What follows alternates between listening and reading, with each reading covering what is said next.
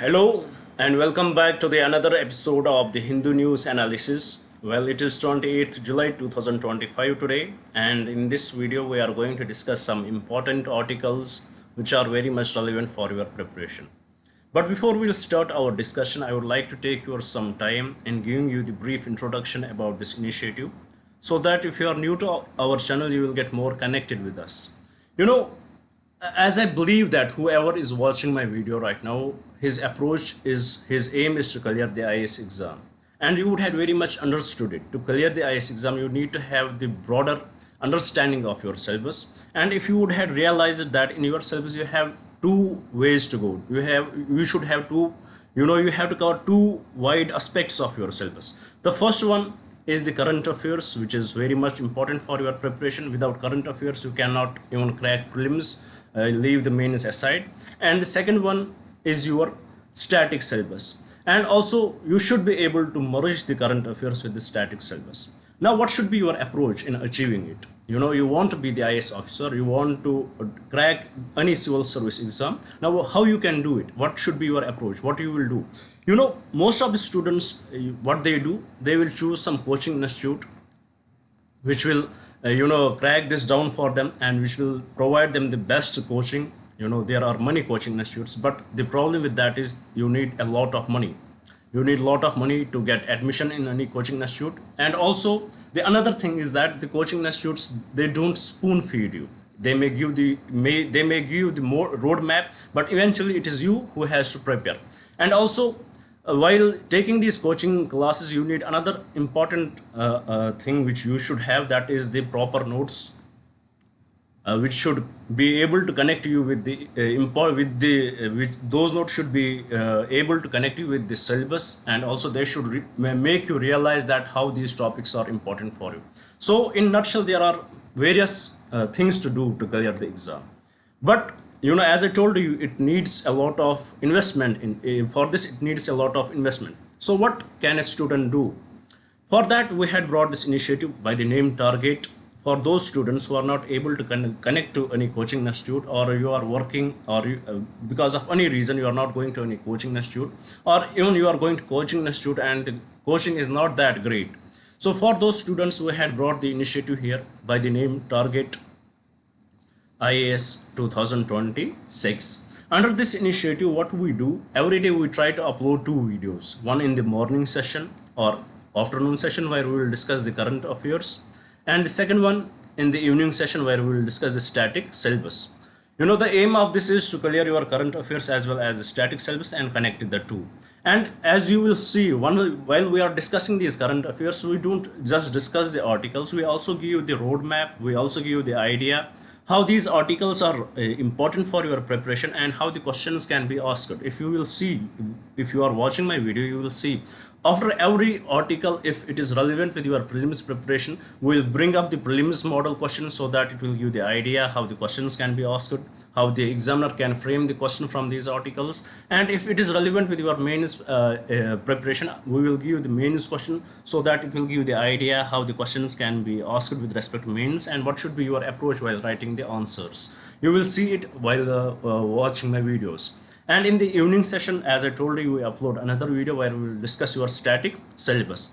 And here we had already started. We actually started this initiative from the 2nd June 2026, but we got we got some delays in delivering our lectures, because of personal issues. We could not continuously conduct our classes. So that's why we had just completed Indian polity yet. And we had started with the governance now, and we had already covered the 3 lectures of the governance. If you would have watched my videos, you would see that we try to discuss every topic which is relevant for your preparation with respect to the mains as well as prelims, and also we give you the idea how the questions get asked in the exam. And also here we had promised you that by the month of January 2026, we will try to cover every aspect of your syllabus to clear the exam, whether it would be related to prelims or mains. As we had told you, every time when we start our discussion, we will cover your syllabus fully, but the exception is that we are not going to cover the optional subjects. This is the only exception what we are not going to cover here. Rather than optionals, we will cover everything what is required for you to clear the exam. And also, now coming to the last aspect of the introduction of this video, of this initiative. As we are delivering your lectures here, at the same time, as I told you, notes are very much important, and notes should be written in such a way that it should tell the reader that this article is important for you and how the questions can be asked in the exam. So in this way we are framing your notes, so that while you are reading those notes you will get the idea how these articles are important, and you will see the possible prelims as well as mains questions there while you are reading those notes, so that it will give the proper idea and prepare you very well before the exam. So we are also preparing your notes, and they would be available once we complete each subject. Right now we are about to complete the Indian polity notes and governance, so after a few days they would be available. But for to avail the notes you would have to contact us, and you would be told to pay 200 rupees per subject. It is totally optional. If you want to get the access to these notes, it is up to you. There is no compulsion over it. But about the syllabus, about the lectures, if you like it, please do subscribe the video and do share it with your friends, so that they may also get benefited from this initiative. And also do communicate with us what else should we bring for you. We had brought this initiative, we are working hard, it is for you guys. And if you will not communicate with us, we will not get the idea what are the things you are lacking in. If there is any confusion, please do write in the comments, so we'll try our best to reach out to you guys. Now without any delay, let's start our discussion. As you can see here, the article is again about the electoral rolls in Bihar. We had discussed this article, I guess, more than 5 times till now. We discussed every aspect related to it. But why I brought this article today, there are many reasons for that. The first reason is that there were not many articles which were relevant for your preparation. To be more honest, in the newspaper there were not many articles in that. Even though there were articles, we had already discussed them with respect to Israel and other issues, we had already discussed them. But in this article, what I felt the need of this, right now we had discussed this article in many, basically we had criticized it. We had criticized the electoral rolls, the revision of electoral rolls in Bihar, and many articles were with respect to that in the Hindu newspaper. But today's article is little different. It in a way is defending the Election Commission of India. It is defending the Election Commission of India. So let's try to discuss what does this article talk about, and how it is defending Election Commission of India, and why there is need for the electoral rolls revision, and what is the aspect behind it. Let's try to figure it out. I can assume that you would be very much aware of that, because this news is running from last 2 months now. Now let's try to understand it. As the Bihar elections are very much near, and usually what happens that once the elections are very much near, the states, or if it is the Lok Sabha election, then the country as a whole will go for the electoral revisions. The aim is to avoid the duplication and to add the new voters, so that there would be as much possible clear voting in our countries. There would be no duplication, no bogus voters, and the electoral rolls would be as transparent as it may be. It would be as clear as it is possible to avoid the duplication. But usually, it is not done intensively. It would be done intensively for that there would be specific time period once it would be done. But here in the Bihar's case, it is being done very intensively. It is being done very intensively, and many opposition leaders, they raised questions about this intensive revision of electoral rolls, because in this intensive revision, the time which is given before, if you had registered with the election commission, if you were the registered voter before 2003, then you will be there. You just need to verify that you are living in this place, you are the citizen, you are the domicile of this region. Otherwise, if you are not the part of the electoral rolls before 2003, then you will have to go for the intensive revision. You will have to submit your documents, in which birth certificate would be there and various other documents would be there. But the question is why the opposition leaders are criticizing it. The opposition leaders are criticizing it, that they are saying that it is not an electoral roll revision, it is rather a stunt made by the government there to verify whether these people who are living in Bihar are the real citizens of India. It is a stunt to verify that they are the citizens of India. This is one of the concern raised by the opposition, and the other concern, which is genuine in a way, that the timing for this electoral roll revision is very much inappropriate. Why? Because if we will see the time which is given for them, and we had read in one of the articles that approximately people born after 2003, approximately only 2% of the domiciles of Bihar, they have the birth certificates. So in acquiring these important certificates, they will need some time. There are delays in the government offices, and they will not be able to verify their domicile, and eventually what they will lose the opportunity to vote, which is in a way the constitutional right of every citizen. Under the Article 326 of the Indian Constitution, the universal adult suffrage. This is the whole idea about it. But the another concern which is majorly addressed in this article is that the opposition leaders, what they are saying, that this is not a electoral roll revision, but it is a stunt made by the government to verify the citizens. So in this defense, this article is written here that the question is, is Election Commission of India eligible to do such stunts? Can Election Commission of India ask for such documents? The real question is, can Election Commission of India ask for such documents and indirectly verify that whether they are the citizens of India or not? So to this, if you would had watched my polity lectures, we discussed the elections, and we saw that there is something called Article 324, where this article gives authority to Election Commission of India to superintendents, conduct, direction and control of the elections. And in this and also under Article 326 about the universal adult suffrage, what are the criteria that you can vote? You should be above 18 and you should be citizen of India. So it in a way gives this authority to the Election Commission of India to check whether these people who are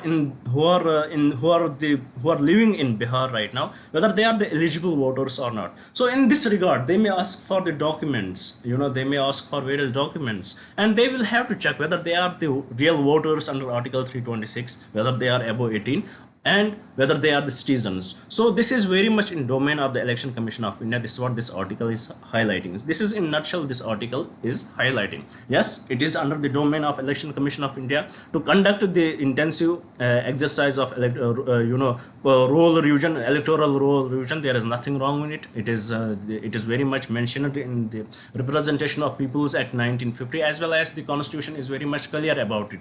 And the another question, which is, does it give the authority to Election Commission of India to check indirectly the citizens of India? 100% they have this authority, because they have to make the electoral rolls. They have to check whether they are the eligible voters, and for that they have to check whether they are the citizens of India. So there is nothing wrong in it. But still now there are questions. The question can be, why this time? Why this date has been chosen? Why there is limited time for that? Even though in 2003 when this was conducted, it was at that time also the 30 days time period was given. Very less time period was given, but still the population has increased exponentially. Even though we had adopted new technologies, but still it is not possible for every citizen of Bihar, every domicile of Bihar, to get these certificates. So the question still is there, that is this time was this time preferable? Is this time something which can't be questioned? We cannot question the exercise, but we can question the timing. Is it arbitrary, against Article 14 of the Indian Constitution? So with this, I hope you had understood the article. We are discussing this many times. We had discussed it. We saw that what are the issues with the electoral rolls in Bihar. We had already discussed that. What are the time limits given? What are the documents to be checked? And in today's discussion was basically about, is it under the domain of Election Commission of India to conduct an exercise by which they can indirectly, I'm again repeating, they can indirectly check the citizenship of the domiciles. 100% it is under their domain. This is the answer. But still the question is there, was this time preferable? This is something to be decided by the courts. Let's see what will happen with this regard. So with this, I hope you had understood this article. Now with this, as it is the continuation of previous articles, so I did not bother to bring any question with respect to that, because we had done various questions with respect to the electoral rolls, whether it would be related to prelims preparation or mains preparation. So let's move to the another article here and try to discuss it now. Well, the another article, it is basically about the glacier lake outburst floods. What this article is about? Glacial lake outburst floods. One important thing about the glaciers, you should know that they are slowly moving. They are very much mobile. They may move slowly, but they are moving. Once they are moving, what they will do with the snow, the huge amount of snow, they will erode the land on which they are moving. They would erode. For example, it is usually seen in the Himalayan region. For example, here the glaciers are moving. With this, they will erode the land below them. They may erode. They will take huge lumps of land with them. So what it eventually causes, for example, this is the slope here. Here the glaciers are moving. As it is eroding, it will cause the crusts here. It would cause these crusts, and eventually these crusts would act as the meadows. They will act as the lakes, and the water will get accumulated in these crusts. Water will get accumulated in this crust. It will act as an natural dam. Now, what is the issue with this?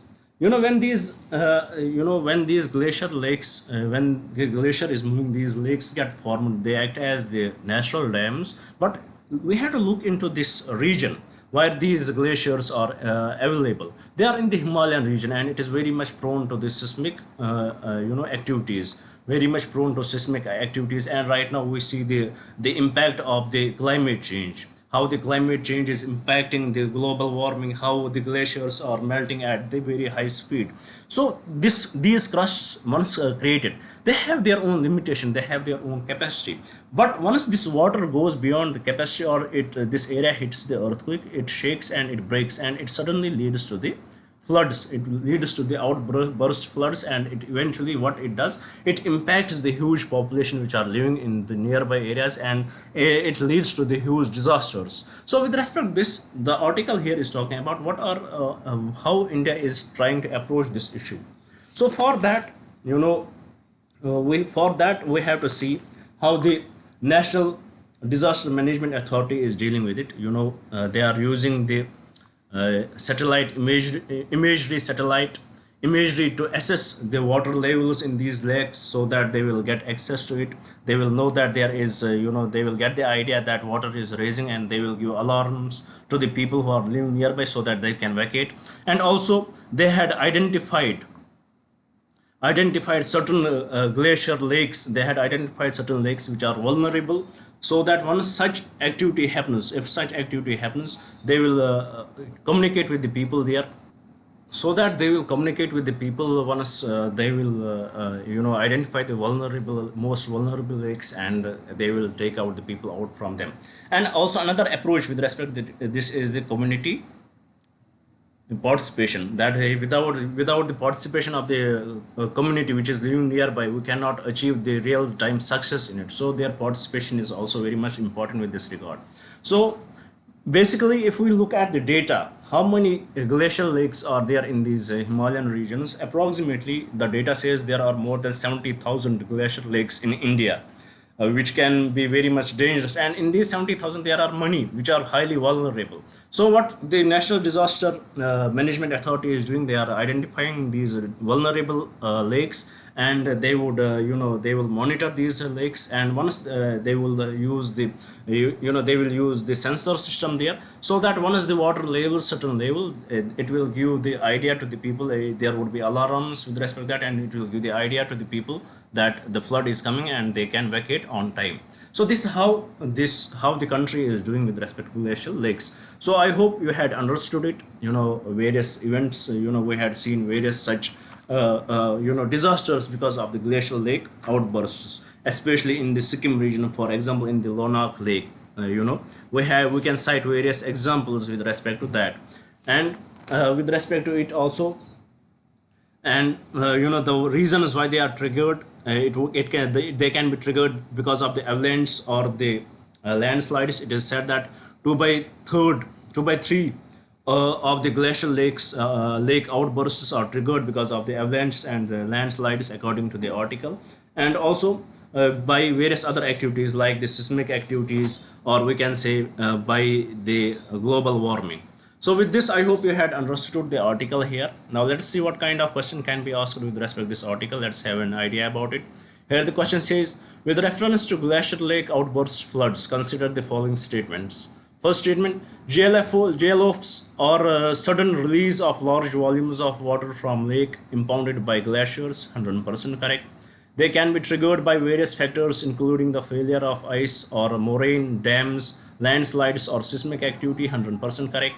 The increasing frequency and magnitude of glacier lake outbursts are often linked to the rapid melting and retreat of glaciers due to global warming. We had discussed that, that's also true. The impact of glacier lake outburst floods are generally confined to the immediate vicinity of the glacier lake, while limited effect on downstream areas. This is totally incorrect. So with respect to this question, the correct statements are statement 1, statement 2 and statement 3. With this, I hope you had understood the question as well as the article. Now let's move to the another article and see what is given in here. Well, this article, it is basically talking about the age of consent. It is basically talking about the POCSO Act. So let's first solve the question with respect to the POCSO Act. Then let's try to discuss what is in this article. Here let's get some information about it. Here the article question says, with reference to the Protection of Children from Sexual Offences Act 2012, consider the following statements. First, a child under the act is defined as any person below the age of 16. No, child is defined as any person below the age of 18, which is the age of consent also. So first statement is incorrect. First statement is incorrect. Second statement, the act mandates the establishment of special courts for the speedy trial of offences. True. The third statement, the 2019 amendment of the act introduced the death penalty for certain aggravated sexual assault offences. That is also true. The identity of a child victim must be kept confidential during proceedings except with prior permission of the Supreme Court. That is also true. So with respect to this question, the correct statements are 2, 3 and 4. So with this, I hope you had understood the question. Now let's go back to the article, what this article is trying to highlight. You know, as we saw that from the question itself, the age of consent or any person who is below, age of consent is 18, or we can say any person who is below 18 is a child. Now the issue, this article is highlighting the issue with this article. You know, right now it is the time of the globalization, where we are connected with, where we can say there is a one unit globe where everybody is connected with each other, and we get inspired from the West, we are getting inspired from the East, where we are so much interconnected, and we exchange the ideas and beliefs. And if we will see the age of consent in various countries, it may be, for some it may be 15, it may be 16, for some countries it may be 17, or it may be 18. It is varying from region to region. So with respect to this, when, for example, the article here is highlighting that under this age of consent, under the POCSO Act, what happens that if two individuals, they are getting intimate, they are having a sexual intercourse, they have the sexual relationship, and it is by their own consent, they had understood it. And the girl is 17 years something, and the boy may be 19 years something. There is very little gap between their ages. But the issue is, once they are getting into this intimate relationship, what eventually happens to them, that there would be huge moral policing. They would be taken to the jails, they would be taken to the courts. So the article here is trying to identify that for certain ages there should be much leniency. It should not be the blanket ban on the there should not be the blanket age of consent. There should be some exceptions for the individuals who are in the age group of 16 to 18. There should be some exception for them, because sexual maturity, it varies from individual to individual. The understanding of sexual maturity, it varies from individual to individual. And if such children, or if such kids who are between 16 to 18, or they have the consensual relationship, they want to enjoy their life in their own way, what eventually will happen to them under this act, they will be they would be taken to the courts, and eventually they may end up in the jails. And also this this act, POCSO Act, it can be misused by the parents. For example, if there is interreligious marriage, if there is interreligious relationship or intercaste relationship, then it can be misused by the parents. There would be huge violence on the male or the female part, whatever it would be.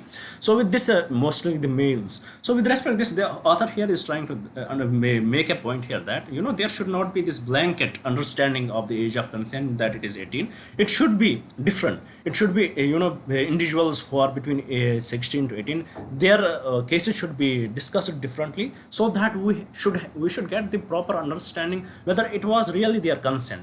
And the gap between, for example, the age gap should be, for age gap which is if it is below 5 years, it should be discussed. Such case should be discussed very differently, because it is understood that to manipulate any person, there should be, if there is the age gap which is less than 5 years, then the understanding is totally different. So there are these points which are highlighted in it. But right now, what is the situation in our country, that under the POCSO Act, any person who is below 18 is child, and if they have the consensual relationship, they will be tried under this act, and courts will decide what their punishment would be. But here the author is highlighting that the cases which involve the children, which involve the kids between the age 16 to 18, they should be tried differently, so that there should be the proper understanding, the maturity, sexual maturity of individuals, rather than having a community understanding. There can be drawbacks to this discussion. There can be advantages to discussion, which we will discuss in the governance part, which we are discussing right now. We'll see that. But one of the drawback which I can highlight here, that it will put huge burden on the courts. They will have to define every case in different aspects if this system is established. But if it is not established, what it will do, it can lead to the huge pressure on these children. It can lead to the various other issues which we had understood so far. So with this, I hope you had understood this article as well as the question with respect to the POCSO Act. Now with this, let's move to the another article here. Let's see what does it talk about. Well, it is about the India's emerging shield against the climate crisis. There are climate crisis in our country. The globe is warming. It is the reality. It is not something myth that it is given to us by these people. It is the reality. Climate change is the reality, and the people are seeing its impact. There are people who had seen the impact of the climate change. We were recently discussing the glacier lake outburst floods. So with respect to this climate change, now there can be the mitigation, how to reduce the risks. Many people are living in such regions, for example in the seismic areas in the Himalayas, or you are living in Jammu and Kashmir or Jammu, or in this belt, or in the northeast. You will often feel the earthquakes are there. There would be earthquakes, there would be the floods would be coming there, there would be glacier lake outburst floods, there would be various issues. Now the aim of the government is to reduce such risks. And second thing is that people has adopted to these conditions. They had realized that eventually it is the reality and we have to live with it. Now with this regard, what are the ways the government or these insurance companies can approach to them? One is the conventional way. You have the property, you have the insurance of that property.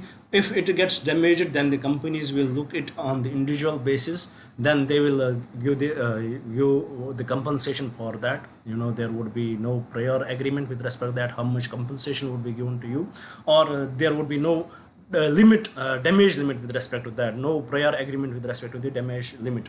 But there is another aspect which has started in India, which is basically about the talking about the parametric insurance. What it is talking about? Parametric insurance. There would be proper agreement. It would be discussed at what magnitude the earthquake would be there, or the floods would be there, and then it would be very much understood that there are damages, and eventually after that there would be the help from these financial institutes. So this is the idea, and this parametric insurance insurance schemes, it has started as a pilot project in some areas of the Rajasthan. So with this regard, let's see what kind of question can be asked in the exam. Here the question says, with reference to parametric insurance in the context of climate change adoption, consider the following statements. First statement, payouts are made based on the actual assessment of losses. No, it is not on the actual assessment of the losses. There would be different parameters discussed earlier before the agreement. If there would be such magnitude of earthquake, then you have to assume that losses are there, then you would have to pay the the reasonable amount of money. So first statement is incorrect. Second statement, it relies on predefined triggers such as specific rainfall levels or wind speeds rather than the direct loss estimation. That is true. Second, it typically enables faster disbursal of funds compared to the traditional indemnity insurance. 100% correct. There is it enables faster disbursal of the funds. Fourth statement, it is particularly well suited for addressing climate risks in sectors like agriculture and for vulnerable communities. That is also true. So with respect to this question, the correct statements are statement 2, statement 3 and statement 4. Let's suppose this is option B. So the correct answer is option B. With this, I hope you had understood this article as well. Now let's move to the last article of today's discussion and see this image. Well, it is about the Tungabhadra Dam, or we can say in Karnataka, or Tungabhadra river. So let's see what kind of question can be asked on this Tungabhadra river. Here the question says, which of the following statements about the Tungabhadra river is our correct? First statement, it is formed by the confluence of the Tunga river and the Bhadra river. 100% correct, nothing wrong with it. Second, it is the tributary of the Krishna river. It is a major tributary of the Krishna river. Basically it is right bank. Right, please note that it is right bank tributary of Krishna river. The ancient city of Hampi is located on its banks. That is also true, was located on its banks. The Tungabhadra dam is located on the river. This is also correct. So with respect to this question, all the 4 statements are correct. So with this, we had completed our today's discussion. I hope you would have liked the video. I hope you would share it with your friends so that they may also get benefited from this initiative. And I hope you would subscribe the channel. Thank you for staying with me. Thank you very much. If it was interesting, if this session was interesting, please do write in the comments. If there is anything which is confusing you, do write in the comments. If there is anything we should bring for you guys, please do write in the comments. With this, I'm going to conclude our discussion. Thank you for staying with me. Thank you very much and have a nice day.